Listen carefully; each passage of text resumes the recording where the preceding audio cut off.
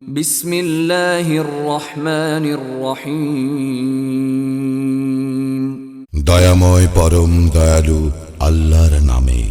কুল আউযু বিরাব্বিল ফালাক।